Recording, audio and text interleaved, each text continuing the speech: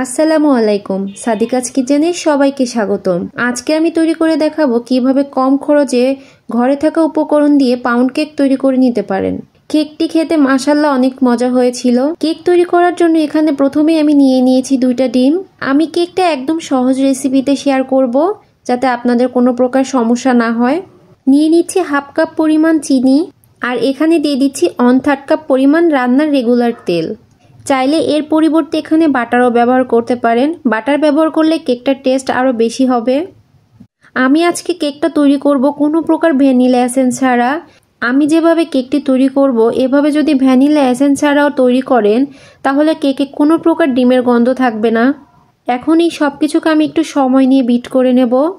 আপনারা চাইলে এই কাজটা ব্লেন্ডারেও করতে পারেন এবং হ্যান্ড উইক্স দিয়েও করতে পারেন। যদি হ্যান্ড উইক্স দিয়ে করেন তাতে করে আপনার সময়টা একটু বেশি লাগতে পারে। বিট করার সময় একটু সময় নিয়ে বিট করবেন। বিট করতে করতে যখন ডিমের কালারটা চেঞ্জ হয়ে আসবে ঠিক এই পর্যায়ে এসে বিট করাটা বন্ধ করে দিবেন। ডিম, তেল এবং চিনির মিশ্রণটি আমার বিট করে নেওয়া হয়ে গেছে। এখন এখানে আমি শুকনো উপকরণগুলো মিশিয়ে নিব। হাফ কাপ পরিমাণ দিয়ে দিচ্ছি আটা, এখানে আপনারা ময়দা দিয়েও করতে পারেন। 1/4 কাপ পরিমাণ দিয়ে দিচ্ছি গুঁড়া দুধ। গুঁড়া দুধ দিলে কেকটার স্বাদ আরও বেশি হবে। ডিমের যে আলাদা একটা গন্ধ সেটা থাকবে না। আর সাথে দিয়ে দিচ্ছি 1 চা চামচ পরিমাণ বেকিং পাউডার। এখন সবগুলোকে আমি খুব ভালো করে চেলে নিব।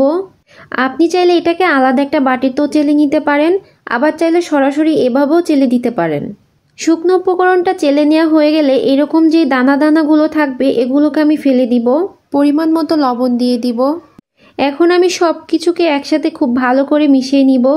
এই কাজটা একটু সাবধানে করতে হবে, তাড়াহুড়া করে করতে যাবেন না, তাহলে কেকটা ভালো হবে না। খুবই আলতো হাতে এই মিশ্রণগুলোকে মিশিয়ে নিতে হবে। আমার কেকের মিশ্রণটা একটু পাতলা হয়ে গিয়েছিল, তাই এখানে আমি 1/4 কাপ আটা মিশিয়েছি। আবার পুরো কেক তৈরি করতে আমি 3/4 কাপ আটা নিয়ে নিয়েছি। 3/4 কাপ মানে হচ্ছে 1 কাপের 4 ভাগের 3 ভাগ। এখন এখানে আমি কিছু টুটি ফুটি ব্যবহার করব। এটা চাইলে আপনারা স্কিপ করতে পারেন।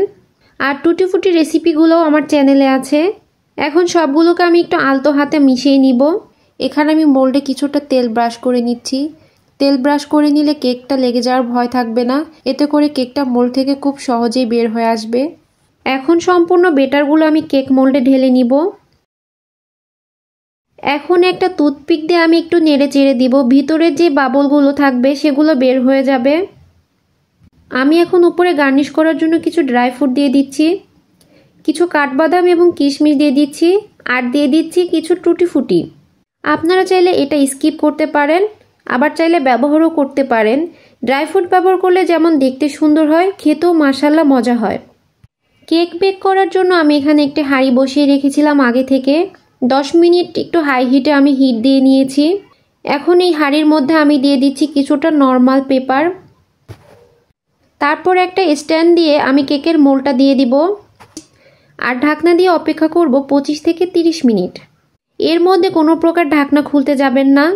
মিডিয়াম টু লোতে রেখে 25 থেকে 30 মিনিট বেক করে নেবেন। ফিরে আসছি 25 মিনিট পরে। আমার কেকটা সম্পূর্ণ তৈরি হয়ে গেছে। এখন কেকটাকে নামিয়ে একটু ঠান্ডা করে নিব। কেকটাকে ঠান্ডা করে এখন আমি মোল্ড থেকে বের করে নিব। এর জন্য একটা ছুরির সাহায্যে আমি 4-5টা একটু ছাড়িয়ে নিচ্ছি। এখন একটা প্লেট দিয়ে এভাবে উল্টিয়ে নিলেই হয়ে যাবে। মাশাআল্লাহ কেকটার কালার অসম্ভব সুন্দর হয়েছে এবং কেকটা খেতেও দারুণ হয়েছিল। কেকটাকে আমি একটু কেটে দেখিয়ে দিচ্ছি।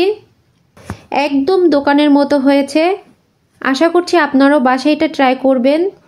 আজকের রেসিপিটা আমি খুব সহজভাবে দেখিয়ে দিয়েছি। ভিতরটা কতটা সফট এবং ফ্লাফি হয়েছে। আপনারাও চাইলে ফ্যামিলির জন্য এভাবে ঠিক কম খরচে কম সময়ে তৈরি করে নিতে পারেন। আশা করছি ভিডিওটি ভালো লেগেছে। ভালো লেগে থাকলে লাইক কমেন্টস করে সাথে থাকবেন। আজকের মতো বিদায় নিচ্ছি। আল্লাহ হাফেজ।